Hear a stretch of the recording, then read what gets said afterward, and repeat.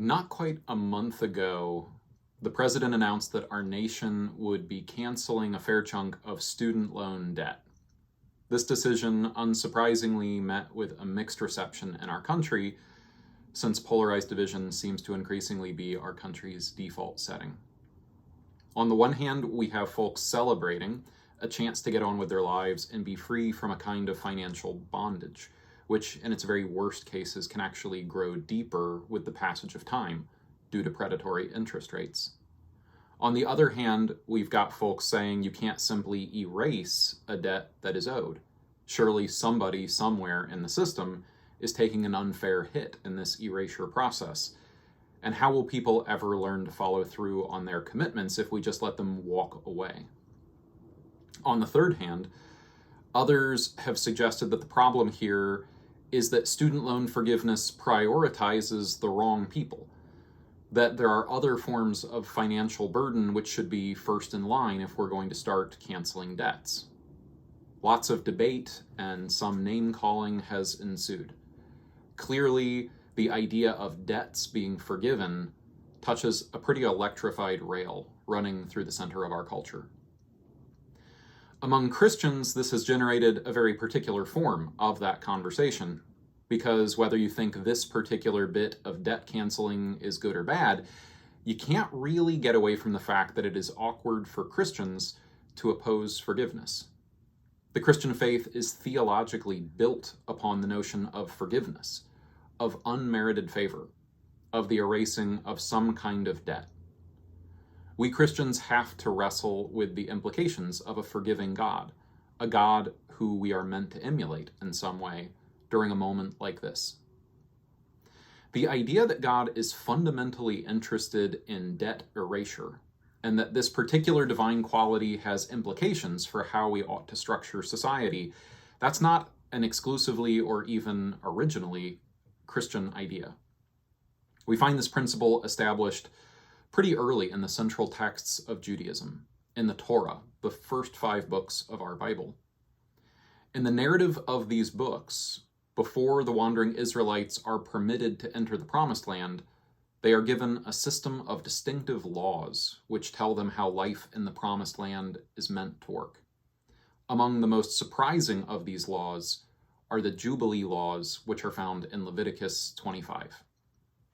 The Jubilee laws essentially said that the people of Israel were free to buy and sell stuff however they wanted for 49 years. But every 50th year, there would be a kind of hard reset on the economy. This would take the form of all Israelite slaves being released and all land reverting back to the original allotments provided for each family at the founding of Israel.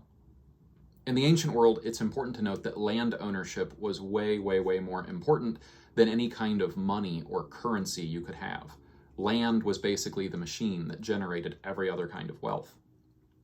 So the takeaway of the Jubilee laws was essentially this: no matter how indebted you got, no matter if your folks sold off the family farm and all of you ended up in debt slavery, whenever that 50th year rolled around, you and your family would get another chance. Things could be different. Under these laws, it was essentially impossible for a permanent caste system to develop by means of debt and wealth disparity. Through these laws, God was telling ancient Israel something important. Hoarding money was not to be their ultimate priority. A healthy community was far more valuable than an endless process of certain folks getting richer. So, Israel enters the Promised Land, eventually establishes a kingdom. Eventually that kingdom splits into 2 kingdoms, Judah in the south and Israel up in the north. And this brings us to the time of today's Old Testament lesson, the time of the prophet Amos in the 8th century. Amos was from Judah, southern kingdom. But in his time, Judah was by far the weaker of the 2 kingdoms. The northern kingdom of Israel was where the action was. Israel was prospering. It was expanding into a kind of mini empire built on a thriving commercial network. Money was flowing in from all directions. And as folks grew rich, the ancient Israelite Jubilee ideals had been more or less completely left in the dust. When Amos visited Israel, he found a land that was locked in a sort of anti-Jubilee system. a place where the wealthy had rigged the economy to ensure that the poor would never get a chance to start over. The exact kind of debt-based caste system which the Jubilee laws were meant to guard against had arrived and was in full effect in Israel. That is what Amos is railing against in today's lesson. A society where people have unfairly manipulated the economic system in order to shore up their own interests. Amos lets us know that such behavior is absolutely, positively the opposite of what God desires. And then we jump about 800 years later to today's gospel reading, and Jesus says, see that guy who unfairly manipulates the economic system in order to shore up his own interests? Be more like him. Just in case you missed the details, here is Jesus' story one more time in brief. Once upon a time, there was a rich guy with a business manager who handled all of his major accounts. One day, the rich guy heard that his manager was embezzling money, so he told the manager that he was fired. But since this was the olden days, and they had not yet invented the practice of making security watch all fired employees clear out their desks and immediately escorting them off the premises, this ancient manager decides to do a little more rigging of the books before he's out the door. He calls on various folks who owe his boss significant money, and he slashes their debts, so that they will be grateful to him because he will soon be out of a job. The rich guy hears about what's going on. He calls the manager to appear before him immediately and compliments him for his cleverness. Presumably, the manager keeps his job, now with additional respect from his boss. The end. It's one of those wild moments that reminds us why we are still talking about Jesus stories 2,000 years after he first told them. Jesus stories have a knack for surprising people. Jesus stories turn in unexpected directions, and they tend to thwart our expectations. No matter how hard pious teachers have attempted to file off the pointy ends of Jesus stories over the last 2 millennia, they still have a stinger in the tail. So for 2,000 years, people have been reading this parable of the dishonest manager and then immediately going, wait, what? So what is it that Jesus wants us to learn from this very un-Amos-y business manager who rigs the system for personal profit? I'm going to suggest that there are 2 angles on this story, a door number 1 and a door number 2, if you will. I want us to consider both of them today because I think both of them point back to the idea of Jubilee and debt canceling. First interesting angle, door number 1. Jesus seems to be suggesting that this self-serving manager, for all of the wrong reasons, has hit upon the most important eternal truth about money, which is that it doesn't exist as an end in itself, but rather as a tool to further positive relationships between human beings. Money is not just there to keep score. It's not just for us to see how high we can make the numbers go. At some point, the profit motive becomes pointless. At some point, hoarding wealth instead of putting it into active use is utterly foolish. Wise use of money is always connected to the actual furthering of human well-being. It's the old Jubilee principle in action. People come before limitless opportunity for profit. In a historical moment where we are actively destroying the life-carrying capacity of our planet because changing our systems would simply cost too much money, this insight matters. In a week where we have seen vulnerable, impoverished families from Venezuela turned into political props to score points over who should pay for the refugees at our border, this insight matters. Second angle, door number 2. This one is a little more subtle, so I want to spend a little more time with it. God works through forgiveness, which means that God works unexpectedly through events which are not always fair. Good, yes. Merciful, yes. Life-transforming, sure, but not particularly fair.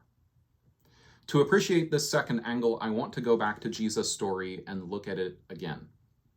I owe the second angle to one of my seminary professors, Peter Azier, who at one point pointed out in a parable class that this text does not actually tell us that the manager is guilty of embezzlement at first. The story simply begins by telling us that the rich guy hears that his manager is embezzling, and then he immediately decides to fire him. How does the story change if we assume that the rumor the rich guy heard wasn't true? I would argue that if we read it in that way, the story turns into a kind of screwball comedy that's almost Shakespearean in its shape. We have a manager who is accused of stealing his boss's money, but he's innocent. In order to save his neck, the manager then goes and does the exact thing he is accused of. By forgiving the debts, he creates an impossible situation for his boss.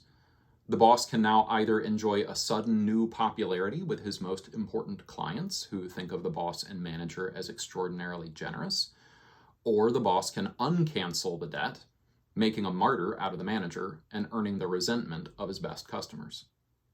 The boss is amazed by the cleverness of the manager's plan, and he realizes he was an idiot to fire a guy this clever just because of unsubstantiated rumors. Everybody lives happily ever after. The manager keeps his job, the boss now has an extremely loyal client base, and the clients are relieved of significant financial debt. If Wes Anderson ever makes a Bible movie, I think this could be it. I imagine Jeff Goldblum would play the rich guy, Edward Norton would be the manager, and there would be a really memorable cameo from Bill Murray and Willem Dafoe as the debtors. It would be a wild tale of eccentric, privileged characters who make a complete mess out of their lives, and yet somehow, through this crisis of their own making, they end up with restored relationships and a new day dawning for everyone, all told in muted pastel colors with a funky soundtrack lifted from France in the 60s. Jesus' parable is that kind of a story. What I love about this way of reading the parable is that it highlights a situation where God's will gets done in spite of human intentions rather than because of them. Everyone in this story is operating more or less out of self-interest or fear or greed, and yet somehow the end result is debt forgiveness and stronger community. Reading the story in this way is just, well, so Christian. It is so full of people not getting what they deserve, so full of grace. It is so Jesus-y. Out of pure grace, we get a moment of Jubilee, where the elimination of debt has created an opportunity for life to be different, for life to be better. But this only happens if the rich guy agrees to let go of his profits and seize the moment to build stronger relationships. He has a chance to make Jubilee happen, at least in some small way, among this particular group of people. But he's got to make a choice between human welfare or an extra zero on his account balance. He cannot serve both God and wealth. The manager who sets all of this in motion, that is the guy that Jesus says we can learn something from. Learn that money is a tool, not an end in itself. Learn that relationships sometimes require giving up what is owed for a fresh start. Learn that the powerless guy caught in the middle of an uncaring, profit-seeking machine maybe isn't as powerless as he thinks. In fact, maybe he can change that whole system. Because God is into Jubilee. God wants us to break systems that put profit over people. Or as today's psalm puts it, who is like the Lord our God, who sits enthroned on high, but stoops to behold the heavens and the earth? He takes up the weak out of the dust and lifts up the poor from the ashes.